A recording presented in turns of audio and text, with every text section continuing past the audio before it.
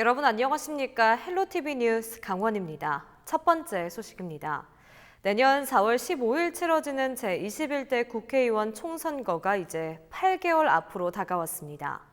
하지만 인구 감소와 선거법 개정 등으로 인해 강원도 내 선거구는 재획정이 불가피해졌는데요.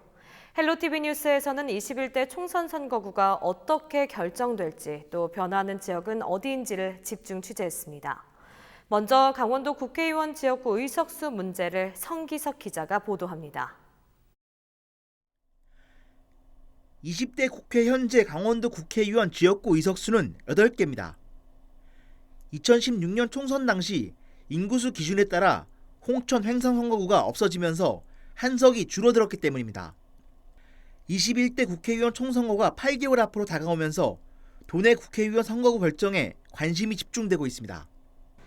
현행 공직선거법이 정한 인구 산정 기준은 상한선이 28만 명, 하한선이 13만 6,500명입니다. 즉 선거구 인구가 28만 명이 넘으면 2개 선거구로 나눠야 하고 반대로 인구가 미달하면 선거구를 줄여야 한다는 겁니다. 이런 가운데 선거구별 인구 변동으로 인해 현행 선거제도를 유지해도 선거구 재획정이 불가피해졌습니다. 실제 속초 고성 양양 선거구는 공직선거법이 정한 인구 산정 기준일인 지난 1월 말 현재 13만 6,942명으로 하한선을 불과 300명가량 넘긴 상황입니다. 춘천 선거구는 28만 574명으로 상한선을 초과하면서 분구 요건을 갖췄습니다. 하지만 선거법 개정이 추진되고 있습니다. 전국적으로 마찬가지 상황이 벌어지면서 오히려 선거구 상한과 하한 기준이 높아질 것으로 예상됩니다. 그럼요. 네, 많이 혼란스러울 거고 길어지면 길어질수록 그 유권자들의 선택에도 굉장히 큰 무리가 오는 상황이기 때문에 올 연말 안에 좀 이런 모든 부분들이 합의에 의해서 처리되기를 기대하고 있습니다. 여기에 자유한국당을 뺀 여야 사당이 제출한 선거법 개정안을 기준으로 하면 강원도 지역구 의석수는 더 줄어들 가능성이 높습니다. 실제 패스트트랙안을 적용하면 선거구 인구 상한은 30만 7천여 명, 하한은 15만 3천여 명으로 속초 고성 양양 선거구는 축소될 수밖에 없습니다. 설상가상으로 국방개혁 2.0 추진에 따라 군부대 이전 통합이 이루어지면서 접경지역 인구 감소도 더욱 급속화될 수밖에 없을 것으로 우려됩니다. 이런 상황에서 자유한국당의 반대 속에 국회 정치개혁특별위원회가 선거법 개정안을 의결해 법사위로 넘기면서 11월 본회의 상정이 이루어질지 정치권의 이목이 집중되고 있습니다. 헬로티비 뉴스 성기석입니다. 앞서 보신 대로 도내 국회의원 선거구가 달라지면서 의석수 역시 줄어들 가능성이 커졌는데요. 국회의원 선거구를 인구수 기준으로만 정하다 보니 인구 밀도가 낮은 강원도는 말 그대로 공룡 선거구가 나올 수밖에 없다는 게 문제입니다. 실제 서울 전체 면적의 9배가 넘는 곳에 국회의원은 단 1명인 선거구도 있습니다. 이어서 장진철 기자의 보도입니다. 인구가 150만 명인 강원도는 면적이 경상북도에 이어 전국에서 두 번째로 넓습니다. 하지만 인구 밀도가 낮다 보니 국회의원 선거를 치를 때마다 인구 기준에 따라 선거구가 바뀌고 의석수가 줄었습니다. 1996년 15대 총선 당시 춘천과 원주, 강릉은 각각 2개 선거구로 나눠졌고 삼척과 동해가 각각 단일 선거구로 정해지는 등 도내에서는 모두 13개 선거구가 있었습니다. 그러나 2000년 16대 총선부터 도내 선거구가 크게 줄었습니다. 분구였던 춘천, 원주, 강릉이 각각 1개 선거구로, 동해와 삼척이 1개 선거구로 합쳐지면서 9개 선거구로 개편된 겁니다. 17대와 18대에는 1개 선거구가 더 줄었는데 태백과 영월, 평창과 정선이 합쳐지면서 일명 공룡 선거구가 생겼습니다.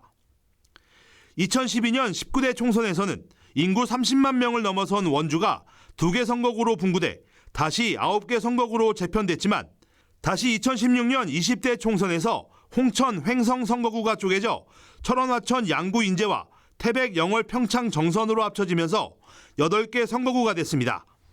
5개 지자체가 국회의원 1개 선거구로 합쳐지는 이른바 공룡 선거구가 만들어진 겁니다. 실제 홍천, 철원, 화천, 양구, 인제 선거구는 역대 전국에서 가장 넓은데 면적이 서울 전체의 10배에 달할 정도입니다.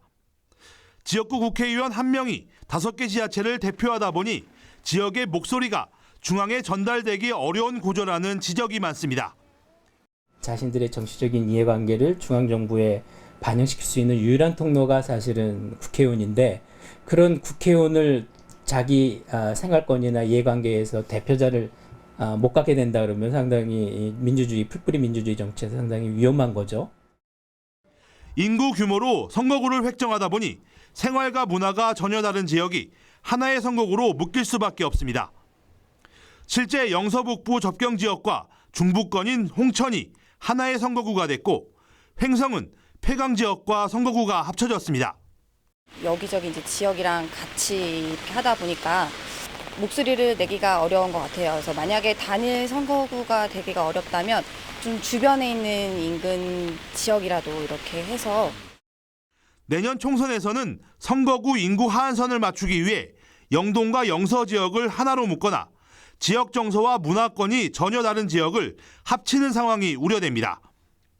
8개월 앞으로 다가온 21대 국회의원 총선거, 도내 선거구 결정 과정에 이목이 집중되는 이유입니다. 헬로티비 뉴스 장진철입니다. 강릉 경포호는 동해안을 대표하는 석호입니다. 바닷물과 민물이 만나 뒤섞이는 곳인데요. 최근 경포호에 바닷불이 급속도로 번져 지자체가 긴급 제거 작업에 나섰다고 합니다. 노지영 기자가 현장 취재했습니다. 강릉의 대표적 관광지인 경포호수. 수면에 녹색 바닷불이 떠다닙니다. 뭐 같아요? 저거요, 이끼. 파래같이 생겼어, 파래. 물에 떠있는 풀들의 정체는 바로 염주말. 민물과 바닷물이 만나는 곳에서 번식하는 해초의 일종입니다. 바닷불이 급속히 확산하자 지자체가 제거 작업에 나섰습니다. 하지만 해초가 워낙 많이 자라다 보니 일반 보트로는 작업조차 힘든 상황. 해초가 걸려가지고 뭐다가 돌아가면은 스쿨에 걸려가지고 되지를 않아요. 물속에는 가라앉은 해초 때문에 불과 바로 앞도 제대로 구분하기 어려울 정도입니다. 제가 서 있는 이곳은 염주말 제거를 위해서 특별히 제작된 배 위입니다. 이 뜰채를 물속에 넣으면요, 물 안에 있던 염주말들이 이렇게 한가득 끌려 올라옵니다. 이처럼 경포호수에 해초류가 번식하기 시작한 건 폭염이 기승을 부리던 한 달 전쯤. 급속도로 양이 늘어나자 지자체도 해초 제거 작업에 나섰습니다. 태풍이 지나가고 기온이 좀 내려가면은 사라질 것으로 그렇게 기대를 했는데, 계속 그 번지 현상이 나타나서 현재 그 인력 8명을 투입을 해서 일요일부터 지금 제거 작업을 하고 있습니다. 매년 그렇게 연주말 번식 현상이 나타났습니다. 제거 작업에 착수한 지 3일째, 지금까지 2톤가량의 염주말이 수거됐습니다. 수거된 염주말은 건조 작업을 거친 후 폐기될 예정입니다. 인체에 해롭거나 이런 거는 이제 아닌 것으로 이제 알려져 있고요. 단지 그 염주말을 지금 제거하지 않으면 수중에서 다시 이제 분해되거나 부패가 돼서. 때 아닌 바닷불 이상 번식에 강릉 경포호가 몸살을 앓고 있습니다. 헬로티비 뉴스 노지영입니다. 같은 동네에 사는 10대 남학생들이 초등학교 여학생 한 명을 수차례 성폭행한 사실이 뒤늦게 알려졌습니다. 이 같은 범행은 2달여에 걸쳐 벌어졌는데요.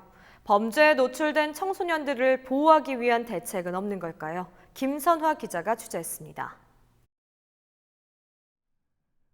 강원지방경찰청은 초등학생을 성폭행한 혐의로 10대 11명을 붙잡아 이 중 4명을 구속하고 4명은 불구속 입건해 기소 의견으로 검찰에 송치했다고 밝혔습니다. 나머지 3명은 소년부로 사건을 넘겼습니다. 사건이 발생한 건 지난 3월 말부터 5월 사이. A군 등은 초등학생인 B양을 자신의 아파트 등으로 불러 수차례 성폭행한 혐의를 받고 있습니다. 가해 학생 11명은 인근 중학교와 고등학교에 다니거나 자퇴한 지역 선후배 사이로 B양에 대한 정보를 공유하며 개별적으로 범죄를 저지른 것으로 전해졌습니다. 경찰은 가해자 일부가 피해 학생을 상대로 성범죄 장면을 불법 촬영하고 협박을 했다는 진술도 있었지만 가해자들이 이에 대해 모두 부인했다고 밝혔습니다. 피해 사실은 B양이 잦은 결석에 학교 측이 상담을 진행하며 드러났습니다. 학교 측은 지난 5월 학교폭력대책위원회를 열고 경찰에 수사를 의뢰했습니다. 또 6월부터 피해자의 병원 치료를 지원해오는 것으로 전해졌습니다. 하지만 학폭위부터 경찰 수사 과정까지 피해자 보호 조치가 소홀했던 것 아니냐는 문제도 제기됩니다. 교육당국은 학폭위를 열기 전부터 이번 사건에 대해 인지하고 피해 학생에 대한 상담을 꾸준히 해왔다고 설명했습니다. 피해 학생을 보호하기 위해서는 사건 처리 과정에서 발생할 수 있는 2차 피해 예방 등 별도의 보호 조치가 필요하다는 의견도 제기됩니다. 잇따르는 청소년 범죄의 소년법 폐지 등 처벌 강화 요구도 거세지는 상황. 하지만 청소년 범죄 재발을 막으려면 예방책 마련이 우선이라는 지적입니다. 꼭 징벌이나 형벌을 강화함으로써만 그것이 마이너스가 된다라고 생각을 하진 않고요. 오히려 저는 그 반대로 청소년들을 미리 예방할 수 있도록 사회 시스템이나 안전망이라든지 조금 더 촘촘하게. 범죄에 노출된 청소년들을 보호하기 위한 지역사회의 고민이 더욱 필요해 보입니다. 헬로티비 뉴스 김선아입니다.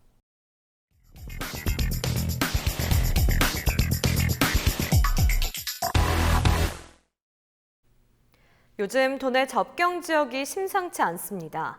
바로 국방개혁 2.0 추진으로 지역에 주둔하고 있는 사단급 부대들이 이전하거나 해체된다는 소식 때문인데요.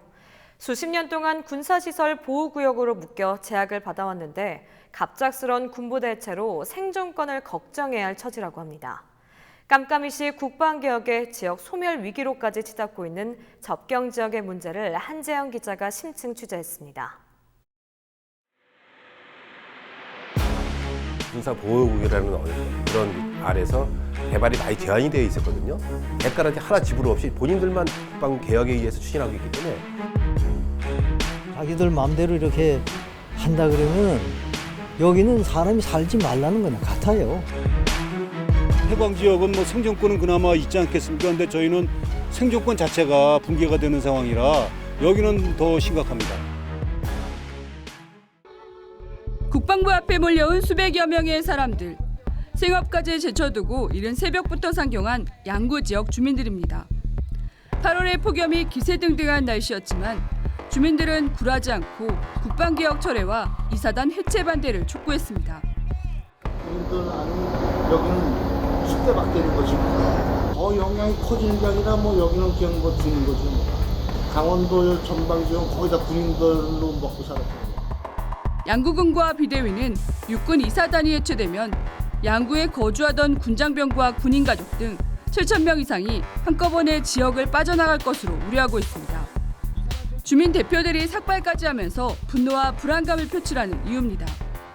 70년 동안 양구군의 분단의 아픔을 가지고 가면서 그다음에 그 군사보호구역이라는 그런 아래서 개발이 많이 제한이 되어 있었거든요. 대가라지 하나 지불 없이 본인들만 국방개혁에 의해서 추진하고 있기 때문에 지자체는 이제 소멸될 수밖에 없는 그런 위기. 국방개혁 2.0의 불안감은 비단 양구뿐만이 아닙니다. 접경 지역은 군인 상권으로 불릴 만큼 군부대에 많은 영향을 받고 있습니다. 하지만 깜깜이 시기에 국방개혁이 추진되면서 접경 지역은 모두 피해를 입을 것을 우려하고 있습니다. 전방 지역인 화천군 사내면도 사정은 마찬가지입니다. 지역에 주둔하고 있던 육군 27사단의 해체설이 나돌면서 지역 곳곳에는 이를 철회하라는 현수막이 내걸렸습니다. 주민 6,500여 명의 반 이상이 군인 가족인데 군부대가 해체되면서 지역 상권이 무너지고 결국 지역 자체가 소멸할 수 있다는 겁니다. 역사적으로도 저희가 70여 년 동안 군경제로 이 사내면 경제가 지탱해 왔는데 이게 한꺼번에 분실이 없어진다고 하면은 뭐 엄청난 타격이 오겠죠. 폐광 지역은 뭐 생존권은 그나마 있지 않겠습니까? 근데 저희는 생존권 자체가 붕괴가 되는 상황이라 여기는 더 심각합니다. 병력 집합형 군대를 과학기술 기반의 정예화된 군으로 전환하겠다는 게 국방개혁 2.0의 취지. 첨단 과학기술을 기반으로 작지만 강한 군대를 만들기 위해 부대 통폐합과 이전 등은 불가피하다는 설명입니다. 군 복무를 할 장정 인원이 부족한 게 가장 큰 원인입니다. 즉 병력이 감축되는 부분을 첨단 장비와 기동력 있는 군을 건설하여 상세하겠다는 것입니다. 실제 국방부 중기 계획 등에 따르면 2024년까지 육군 병력은 50만 명으로 10만 명 이상 줄게 됩니다. 언론 보도와 지자체 예상 등을 종합하면 양구에 위치한 이사단이 올해 해체 수순에 들어갑니다. 또 화천과 삼척에 사단급 부대가 해체되고 철원과 양양에서는 사단과 군단급 부대가 2022년까지 이전 또는 통폐합되는 것으로 알려졌습니다. 현실화될 경우 국방개혁으로만 도내에서 16,000여 명이 빠져나갈 것으로 추산됩니다. 전문가들의 분석도 크게 다르지 않습니다. 4단급 부대 한 곳이 이전하면 지방재정 지원액과 지방세 감소 등 연간 경제 손실이 1,000억 원에 이를 것으로 예측됩니다. 여기에 군납업체의 농축산물 납품 중단과 부대 이전 유휴지 발생에 따른 개발비 부담이 이어져 지역 존립을 위협할 것이라는 전망도 나오고 있습니다. 전체적으로 인구가 빠져나가는 부분이기 때문에 지역 재정이라든지 재정 여건도 더 안 좋아질 수도 있고요. 인구 소멸, 지역 소멸에 좀 빨리 될 수 있다. 국방개혁을 무작정 반대할 수는 없는 만큼 지자체는 자구책 등 다양한 대책도 고심하고 있습니다. 하지만 군사 기밀 등을 이유로 부대 이전과 통합 시기를 알 수 없다 보니 뚜렷한 대책을 세우지 못하는 실정입니다. 사실 군사적인 내용이기 때문에 저희도 체크가 안 돼요, 그거는요. 생각할 수 있는 거는 이제 유급이 나오는 거하고 어차피 국방개혁 입장에 따라가지고 전방 지역에 대한 그 군사 규제 보호 시설 같은 경우도 완화시키는 입장으로 해서 계속 개발 계획을 세우고. 이에 따라 접경지 경제공동화 현상을 막는 활성화 방안이 시급하다는 의견이 제기됩니다. 접경지역이란 특수성이 있기 때문에 국가에서 공동으로 관리해야 되는 부분은 분명히 있었다. 이렇게 재난을 당하면 어떤 특정 지역에 재난특별지구 같은 걸 지정하지 않습니까? 그런 식으로 뭔가 정부에서 대안을 내놓고 그리고 이전을 추진해야 하는 게 합리적이지 않은가. 또 지역경제 붕괴와 소멸로 이어지지 않도록 평화지역특별법 제정을 요구하는 목소리도 커지고 있습니다. 접경지역에 대한 특별 지원이 되지 않으면 접경지역은 그야말로 지역 생존권이 걸리게 되는 거. 평화지역 재정지원 특별법이다. 이 정도가 하나 좀 새로 제정이 돼서. 강원도에 따르면 육군본부는 다음 달 3일 철원과 화천을 시작으로 4일 인제와 양구, 5일 고성 등에서 국방개혁 관련 주민순회 간담회를 열 계획입니다. 이 자리에서 육군 측은 부대 해체와 이전, 병력 재배치 계획을 지자체와 주민들에게 발표하고 건의사항 등을 들을 방침으로 전해졌습니다. 국가 안보를 위해 60년이 넘는 세월 동안 각종 규제와 피해를 감내하고 지내온 접경지역 주민들. 뚜렷한 보상도 없이 또다시 안보를 이유로 희생을 강요당하면서 접경지역의 삶의 근간이 흔들리고 있습니다. 헬로티비 뉴스 한지영입니다.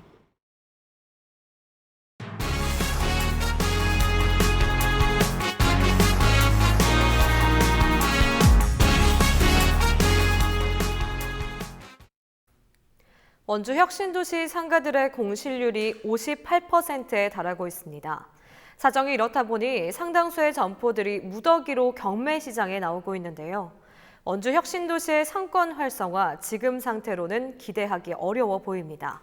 소비자들과 자영업자들 간의 생각의 괴리가 너무 크다는 게 지적입니다. 박건상 기자의 보도입니다. 원주 혁신도시의 점심시간입니다. 인근 공공기관에서 식사를 하기 위해 쏟아져 나온 사람들로 가득합니다. 식사를 마치고 커피를 마시는 사람들, 웬만한 도심지의 풍경과 다르지 않습니다. 하지만 뒷골목은 텅 빈 점포가 곳곳에 보입니다. 속사정은 많이 다릅니다. 지난 6월 말 현재 원주 혁신도시의 인구는 2만 3천 명을 넘어섰습니다. 13개의 공공기관 임직원 5,500명 가까운 사람들이 상주하고 있습니다. 하지만 상권은 좀처럼 살아나지 못하고 있습니다. 원주시가 원인 분석을 위해 연세대 원주 산학협력단의 상권 분석을 의뢰했습니다. 조사 결과 원주 혁신도시 상권 활성화의 가장 큰 걸림돌은 바로 소비자들과 상인들의 생각의 차이였습니다. 서로 원하는 것이 다르다는 겁니다. 이곳은 국민건강보험공단과 한국광해관리공단, 그리고 관광공사 등 공공기관들이 밀집된 곳입니다. 인근 상가의 입점률은 44%, 그것도 대부분 식당들이 입점해 있습니다. 공공기관 직원들은 이곳에 사우나와 수면 카페 등 업종의 다변화를 요구하고 있습니다. 실제로 이곳에는 26개의 식당이 들어서 있지만 이마저도 메뉴 선택의 폭이 좁은 게 현실입니다. 나와서 지금 다 다녀봐도 음식점이 고만고만 하거든요. 그래서 선택의 폭이 없이 어쩔 수 없이 가는 경우가 많아서 그런 것들 뭐 경기 활성화가 일단 안 되니까 상가들이 입점을 안 하는 건 뭐 당연하겠지만 그런 것들 좀 부족한 것 같습니다. 설문조사 결과 이용자들은 음식의 맛이나 서비스에 비해 가격이 비싸다는 점도 상권 활성화를 가로막는 원인 가운데 하나입니다. 원주 시내권에 비해서는 비싼 편이어가지고 네, 원주 시내에서는 좀 더 맛있고 저렴하게 먹을 수 있는데 여기는 조금 더 비싼 편인 것 같습니다. 차를 타고 나가서 먹는다거나 거의 뭐 구내식당 먹는다거나 네. 간단하고 빠르게 먹을 수 있고 또 조금 더 저렴한. 하지만 점주들은 높은 임대료와 인건비 그리고 원자재 가격 상승으로 인해 가격 인하에 난색을 표하고 있습니다. 한 달에 보름 장사하는 건데 금토일이 완전히 우리가 만약에 일반 다른 데면은 최소 토일까지는 장사가 되잖아요. 그렇죠. 그리고 더군다나 우리가 점심하는 집은 더 힘들죠. 혁신도시에 거주하는 주민들의 불만도 많습니다. 주말이면 문을 닫는 점포들과 부족한 주차장, 가족들과 함께 즐길 수 있는 곳이 적다는 것입니다. 주말에 거의 닫아서 주말에 갈 데가 없죠. 아이들이 놀면서 뭔가 활동할 수, 교육할 수 있는 그런 거는 사실 없어요. 여기가 너무 회사 지역이다 보니까 그런 아이들을 키우기에는 별로 적합한 동네 같지는 않아요. 원주 혁신도시 내 입점한 상가들을 분석해봤습니다. 현재 원주 혁신도시내 675개 입점 상가 가운데 사무실을 제외하고 음식점이 127개로 가장 많았고 카페가 48개로 그 뒤를 이었습니다. 병의원은 12곳, 대형마트는 한 곳만 있고 체육시설이나 문화시설은 거의 전무한 실정입니다. 산학협력단의 조사 결과 혁신도시 입주기관 직원들과 주민들은 대부분 병원 부족을 호소하고 있었습니다. 또 대형마트와 교육시설, 가족과 함께 할 수 있는 플레이존을 갖춘 식당 입점도 바라고 있습니다. 소비자와 서비스를 제공하는 상인들 간에 그런 밀수매치가 있어서 현재는 그거를 개선을 하는데 조금 시간이 걸려야 될 것 같습니다. 날로 침체기를 겪고 있는 원주 혁신도시 상권. 상권 활성화를 위한 다양한 해법들이 나오고 있습니다. 하지만 현실적으로 과연 실행에 옮겨질 수 있을지 원주 혁신도시 상권 활성화는 현재 시험대에 올랐습니다. 헬로티비 뉴스 박건상입니다. 정부의 내년도 예산안에 제2경춘국도 설계비가 반영돼 사업 추진에 청신호가 켜졌습니다. 강원도는 정부가 지난 29일 심의 의결한 내년도 예산안 중 제2경춘국도 기본 실시 설계를 위한 국비 200억 원이 반영됐다고 밝혔습니다. 강원도는 또 현재 진행 중인 한국개발연구원의 사업비와 추진 시기에 대한 적정성 평가가 다음 달 중 마무리될 것으로 전망했습니다. 예산안이 국회를 통과하면 내년부터 설계에 들어가 오는 2022년 착공이 가능할 것으로 기대됩니다. 지난해 도내 출생아는 8,351명으로 역대 최저치를 기록했습니다. 28일 통계청이 발표한 2018년 출생 통계에 따르면 시군별 출생아 수는 도내에서 원주시가 2,041명으로 가장 많았고 춘천시 1,705명, 강릉시 1,036명으로 그 뒤를 이었습니다. 영월군은 122명으로 가장 적었습니다. 도내 산모의 평균 출산 연령은 32.11세로 역대 처음으로 32세를 넘겼습니다. 우리 지역의 이슈 콕 짚어봅니다. 헬로 이슈 토크. 도내 현안과 이슈를 짚어보는 시간입니다. 과잉 공급, 거래 절벽, 양극화 심화 모두 강원도 부동산을 두고 하는 말입니다. 역대 최악의 경기가 이어지고 있는 가운데 올 하반기에도 강원도 부동산 시장에는 악재가 지속될 전망인데요. 과연 팔려는 사람에게도 사려는 사람에게도 위기가 확실할까요? 이번 시간 전문가들과 함께 과잉 공급과 미분양이 속출하고 있는 위기의 강원도 부동산 시장에 대해서 이야기 나눠보도록 하겠습니다. 스튜디오에 김주영 상지대학교 부동산학과 교수님, 임창남 전 한국공인중개사협회 강원지부 원주지 회장님 나와 계십니다. 안녕하십니까? 안녕하십니까? 네, 도내 미분양이 속출하고 있는 가운데 2020년까지 신규 물량이 추가 공급될 예정이라서 부동산 장기 침체가 좀 예고되고 있는데요. 두 분은 도내 부동산 경기 전망 어떻게 보고 계신지 교수님부터 먼저 말씀해 주실까요? 예. 우리가 보통 부동산 경기하면은 이렇게 상승 국면이 있고 하강 국면이 있지 않습니까? 네. 근데 제가 생각할 때는 전체적으로 강원도 지금 부동산 시장이 침체 국면은 맞는데 어느 정도 이제 가장 그 저점 상태는 좀 지난 게 아닌가 좀 그런 생각을 가지고 있습니다. 이게 2016년도에 강원도에 주택 공급이 제일 많았던 것으로 알고 있습니다. 네. 그래서 이게 이제 작년부터 해서 그런 입주가 시작되면서 작년하고 올해 같은 경우에 특히 그런 이제 주택 공급에 그냥 부정적 영향이 좀 컸던 걸로 생각이 됩니다. 네. 그런데 저는 이제 그런 생각을 했었습니다. 이제 강원도의 주택 가격이 타 지역에 비해서 상대적으로 좀 저평가된 측면이 있다고 생각하고 있습니다. 네. 예, 그렇기 때문에 지금 현재 상태는 상당히 이제 부동산 경기가 안 좋다고 보는데 또 앞으로 공급이 많이 이루어질 거라고 보지 않습니까? 네. 그런데 좀 그럼에도 불구하고 여전히 그러한 좀 상승의 여력은 그래도 있는 것이 아닌가 저는 그런 생각을 좀 가지고 있고요. 네. 물론 이제 이거는 상당히 좀 조심스러운 얘기인 것 같습니다. 제가 생각할 때는요. 네. 그러니까 미래를 전망해야 되기 때문에요. 또 전체적으로 이제 어떤 경제 성장률, 앞으로 이제 전반적인 우리나라 경제가 어떻게 변할 것인가 그런 변수가 있고요. 또 가장 중요한 거는 지금 수도권에 대해서 정부가 강력한 규제를 하고 있기 때문에 이런 부동산 규제 정책이 큰 변수가 되리라고 생각하고 있습니다. 네. 회장님께서는 좀 어떻게 전망을 하고 계십니까? 네, 그렇습니다. 부동산 경기의 요인들은 상당히 여러 가지 요인이 있습니다만은 부동산 시장의 그 변치 않는 기본 원칙은 네. 수요와 공급이 가장 핵심으로 적용하고 있습니다.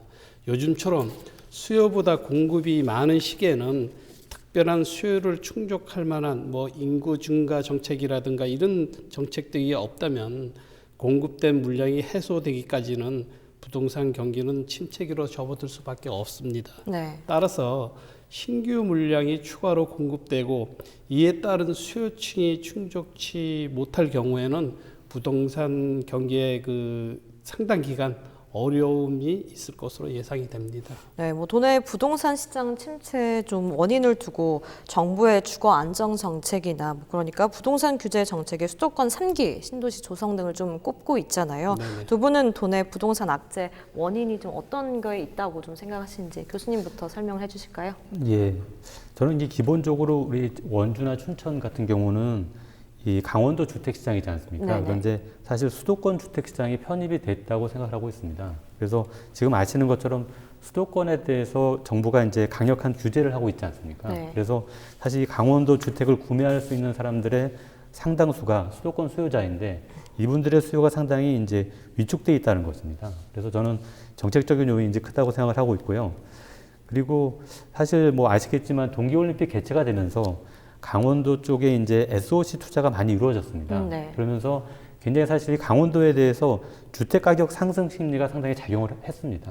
그래서 그러니까 그런 이유 때문에 이제 건설회사에서도 좀 지나치리만큼 공급을 좀 많이 했다라는 생각을 모든 사람들이 갖고 있는데요. 네네. 그 이유는 어쨌든 기대 심리가 좀 많이 작용했다라는 그 원인이었던 것 같습니다. 네, 정책적 요인과 기대 심리를 좀 짚어주셨는데 회장님께서는 좀 어떻게 보고 계십니까? 네, 앞서 교수님께서도 말씀을 하셨지만 현재 부동산 시장은 지금 수도권과 지방 간의 차이가 확연히 다르기 때문입니다. 수도권은 공급이 부족한 상태고 지방은 공급 과잉으로 부동산 악재가 나타나는 그런 상태입니다. 우리 강원도에는 아직까지도 미분양 관리 지역으로 지정된 지역이 상당히 많습니다. 지금까지는 미분양 지역으로 관리되고 있지만은 향후 준공 후 미분양이 속출된다면 이는 공급 과잉으로 인한 부동산 시장의 커다란 악재로 작용될 가능성이 상당히 많습니다. 따라서 결국은 공급 과잉이 악재의 원인이다라고 생각합니다. 네, 뭐 최근 강릉과 속초, 뭐 원주에 이어서 춘천까지 미분양 관리 지역에 좀 지정이 됐었잖아요. 부동산 악재 속에서도 이렇게 도내 신규 물량이 지속적으로 쏟아지고 있는, 공급되고 있는 이유가 있다면 어떤 것들이 있을까요, 교수님? 예, 제가 생각할 때는 좀 전에 말씀드린 대로 이제 강원도 부동산 시장에 대해서 굉장히 좀 기대 심리가 컸다라는 생각을 하고 있고요. 네. 그리고 사실 지금 뭐 공급이 너무 단기간에 많이 이루어졌지 않습니까? 네네. 그런데 일단 건설회사의 입장을 생각해 보면 지금 우리가 공급을 결정할 때요, 현재 경기만 보고 하지는 않습니다. 그러니까 지금 인허가를 받아서 실제 사람들이 입주하는 시점을 생각해 보면 2년 후나 3년 후가 되겠습니다. 그래서 제가 느꼈을 때는 이 건설회사에서는 상당히 조금 우리가 생각하는 것보다는 이 부동산, 강원도 부동산 경기를 상당히 좀 낙관적으로 보고 있지 않나라는 그것이 좀 그 판단 자체에 대해서 우리가 어떤 얘기를 할 수는 없는데요. 네. 그래서 분명히 건설회사에서 그렇게 무계획적으로 하지는 않습니다만 네네. 제가 느꼈을 때는 굉장히 좀 지나치게 낙관적으로 미래를 좀 보는 것 같다라고 생각하고 있습니다. 네, 뭐 문제는 뭐 한쪽에서 가격 하락으로 좀 거래가 되지 않고 있고 다른 한쪽에서는 쏟아지는 물량에 이제 미분양이 속출하고 있는 데다가 거기에다가 일부 신규 물량의 경우 분양가가 고공행진을 좀 이어가고 있습니다. 뭐 2중, 3중으로 문제가 좀 많다는 생각이 드는데 도내 부동산 양극화 현상이 좀 심화되는 이유가 있다면 어떤 것들이 있을까요? 네, 그렇습니다. 부동산 거래 절벽과 주택 과잉 공급에도 불구하고 신규 민간 아파트 분양가는 여전히 고공행진을 이어가고 있습니다. 네. 기존 아파트 거래 시장과는 대조적인 현상이 발생하고 있는데요.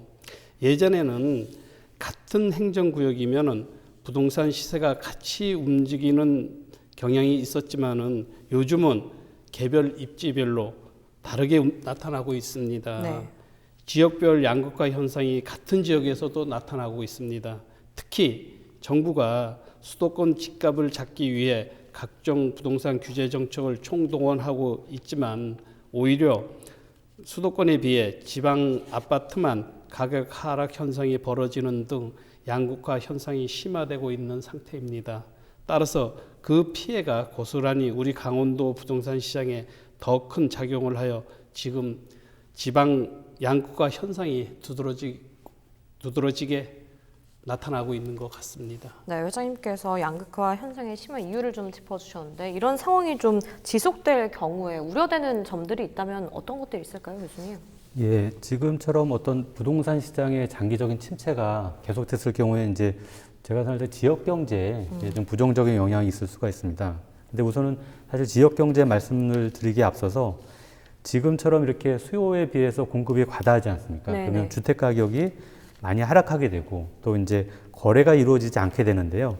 많이 아시겠지만 역전세난이 발생하고 있습니다. 네. 그래서 기존에 이제 전세 기간이 만료가 돼서 이사를 해야 되는데 신규 주택으로 이사를 하고 싶어도 이제 전세 보증금을 돌려받지 못해서 이사를 하지 못하는 이 문제가 상당히 심각합니다. 네. 그래서 이렇게 경기 침체기에 특히 그런 주거 이동을 계획하는 가구들이 전에 부동산을 처분하거나 아니면 그 전세 계약이 만료됐을 때 그 제때 돌려받지 못하게 되는 문제, 그것이 굉장히 좀 심각하다고 생각합니다. 네, 뭐 헬로티비 뉴스에서도 역전세난 이야기를 좀 다룬 적이 있었는데 최근에도 부동산 혁신도시의 공실률 문제에 대해서도 좀 다뤄본 적이 있었거든요. 이 문제에 대해서는 좀 어떻게 생각하시는지 교수님부터 말씀해 주실까요? 공실률 네, 혁신도시예요. 근데 기본적으로 지금 전국의 혁신도시에 있는 그 상가 같은 경우에 그 이제 공실률이 상당히 높지 않습니까? 네네네. 근데 이제 그 상가 같은 경우도 마찬가지인데 분양가가 지나치게 좀 높게 책정이 돼 있다는 것입니다. 네. 그래서 그 혁신도시에 입주해 있는 분들이 사실은 이제 기존 주택에 입주를 하면서 굉장히 경제적인 부담이 많은 상태에서 그렇죠. 다시 그 구매력이 지금 저하되어 있기 때문에 그 상가 이용을 좀 안 하게 되고 그러다 보니까 상가의 어떤 활성화가 저해돼서 굉장히 공실이 높은 것으로 저는 그렇게 알고 있습니다. 네, 좀 해결하려면 어떻게 좀 나아가야 할지 그 부분도 좀 짚어주세요. 그러니까 조금 이건 시장 원리라고 볼 수는 있겠습니다만 상가의 분양 가격이 지나치게 좀 높게 책정이 된 것이 아닌가. 그래서 그 상가에 사실은 그 분양 가격을 지불하고서 거기서 이제 장사를 통해서 수입을 해야 되는데 얻어야 되는데 그 분양 가격의 부담 때문에 사실은 거기서 이제 거품들이 아직은 좀 많은 거죠. 입점을 하기가 좀 어려운 게 아닌가라고 저는 그렇게 알고 있습니다. 네, 회장님께서는 이 공실률 문제 좀 어떻게 바라보고 계십니까? 지금 원주의 혁신도시 쪽의 공실률이 지금 현장을 가보면 상당히 많이 있습니다. 네네. 이 근본적인 원인은 상가 공급이 과다하다.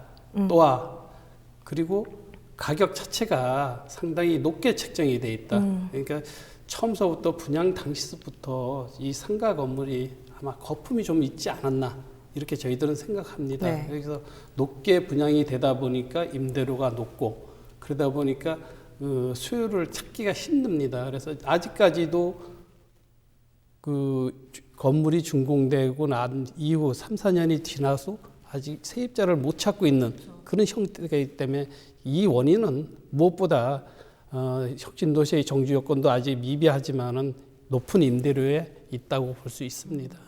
오늘 일각에서는 이제 뭐 지금이 내 집 마련을 하기에 적기다. 아니면 또 다른 한편에서는 시장이 안정될 때까지 좀 기다려야 된다라는 말들이 나오고 있더라고요. 양쪽 의견에 대해서는 어떻게 생각하시는지 교수님부터 짚어주실까요? 예, 그러니까 뭐 아시겠지만 우리가 부동산 시장에서는 투자자 입장이 있고 네. 그다음에 이제 실수요자 입장이 있지 않습니까? 네. 그래서 사실 투자자 입장에서는 상당히 투자를 하기가 좀 꺼려지는 그런 시점이라고 볼 수가 있는데요. 우리가 이제 실수요자 입장에서는 상당히 좋은 그래도 기회가 되지 않나 이런 생각을 하고 있습니다. 네. 왜냐하면 지금 아시는 대로 새로운 신규 주택이 많이 공급이 됐지 않습니까? 네네. 그러면은 기존 주택에 사신 분들이 그거를 처분하면서 이제 신규 주택으로 이사를 하게 되니까 소위 말해서 중고 주택이 시장에 또 많이 나와 있을 가능성이 있습니다. 네. 그리고 어쨌든 공급이 굉장히 과다하게 이루어졌습니다만 공급이 또 많다라는 거는 수요자 입장에서는 선택할 수 있는 선택의 범위가 상당히 이제 넓어졌다는 것입니다. 그래서 정말 전세에서 이번 기회에 이제 집을 마련해야겠다라고 한다면은 실수요자 입장에서 분명히 주택 선택의 폭이 넓어졌다 이렇게 생각이 되고요. 네. 이거는 제가 가정입니다만 이거 상당히 어려운 얘기입니다. 지금 이 부동산 경기가 저점인지 아닌지에 대해서 어려운 얘기인데요. 네. 만약에 저점이라고 본다면 당연히 집을 마련하기에 상당히 좋은 시기라고 네. 볼 수 있습니다. 네. 뭐 회장님께서는 이 거래 적정 시기에 대해서 좀 어떻게 생각을 하시는지 네, 짚어주실까요? 저도 뭐 교수님하고 비슷한 생각을 가지고 있습니다. 우선 두 가지 목적에 따라서 달리 판단을 할 수 있을 것 같습니다. 네. 투자가 목적이라면 좀 더 부동산 경기를 지켜보는 것도 괜찮을 것 같습니다. 네네. 투자 금액에 비해서 지금 현대 임대 금액들이 많이 낮아졌기 때문에 투자로 하시겠다라면 조금 기다려보는 것도 괜찮다. 하지만 실수요자라면은 지금 시기가 괜찮다는 생각이 듭니다. 지금 시기에는 같은 가격으로 해도 선택의 폭이 상당히 넓습니다. 조금만 부동산 경기가 풀리면은 선택의 폭이 굉장히 좁아질 수가 있습니다. 네네. 그렇기 때문에 지금 시기도 괜찮다고 생각을 하고 우리 부동산 쪽에서 얘기가 부동산은 귀로 듣고 투자를 하게 되면 투기가 되고 눈으로 확인하면은 투자가 된다고 합니다. 네. 따라서 시기를 논하기 이전에 본인이 원하는 입지 조건과 향후 미래 가치 등 여러 가지 객관적인 자료를 통하여 판단하는 것이 좋을 것 같습니다. 실수요자라면은 그 시기가 지금이 적정한 시기가 아닌가 생각이 듭니다. 네, 뭐 요즘과 같이 이제 부동산 경기가 좀 장기화될 경우에 거래 시 좀 유의할 점이 있다면 어떤 것들이 있을까요, 교수님? 그럼.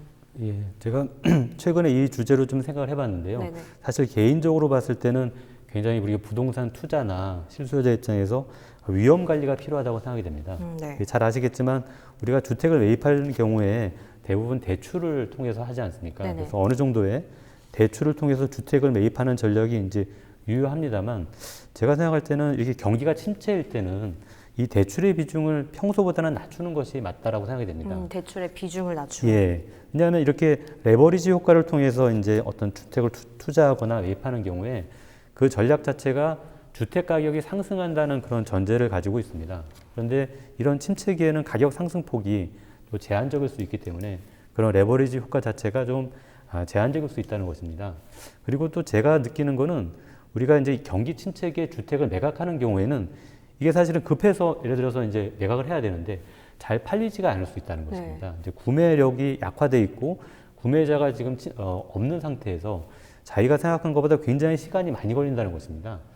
이거는 어떤 의미냐면 결국은 그 개인 입장에서도 부동산 관리에 있어서의 어떤 위험도가 상당히 높다라는 것입니다. 그러니까 제가 아까 말씀드린 것처럼 전세금을 제때 돌려받지 못하는 경우가 생기지 않습니까? 네. 또 집이 경매로 넘어갈 수도 있습니다. 그래서 이제 제가 요새도 그런 말씀을 드리는데요. 그 전세 반환 보증금 보험에 가입을 하거나 우리가 주택을 매입할 때 또 그 권원보험이라고 있지 않습니까? 네. 손해보험회사에서 이제 권원보험을 취급을 하는데요. 매입하는 사람의 갖고 있는 그런 위험도를 낮출 수 있는 전략은 상당히 좋은 전략이 아닌가 이렇게 생각하고 있습니다.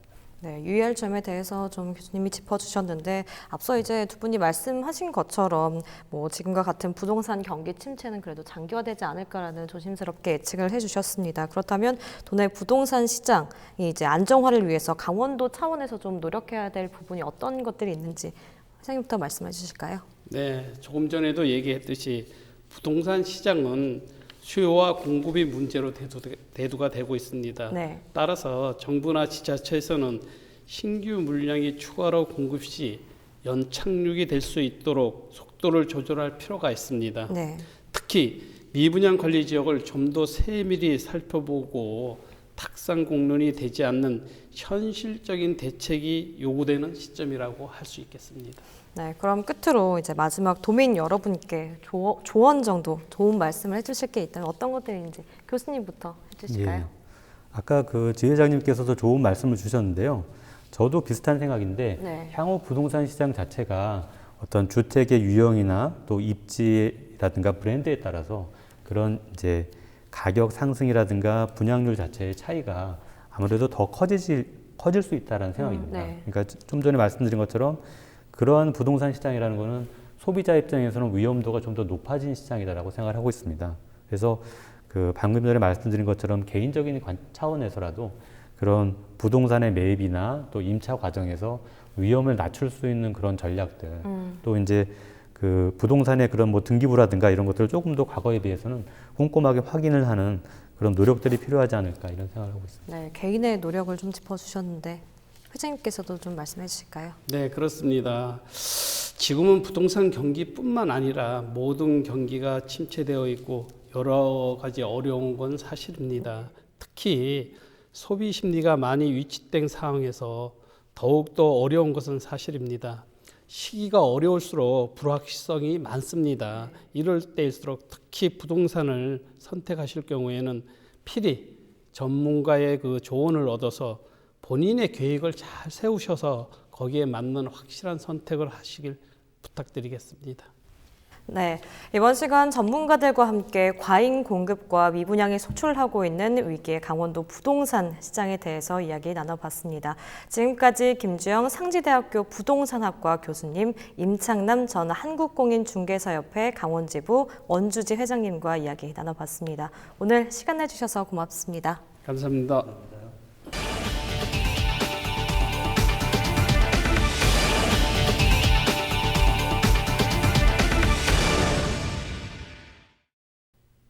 이상으로 헬로티비 뉴스를 마칩니다. 헬로티비 뉴스는 지영민과 함께합니다. 시청해주신 여러분 고맙습니다.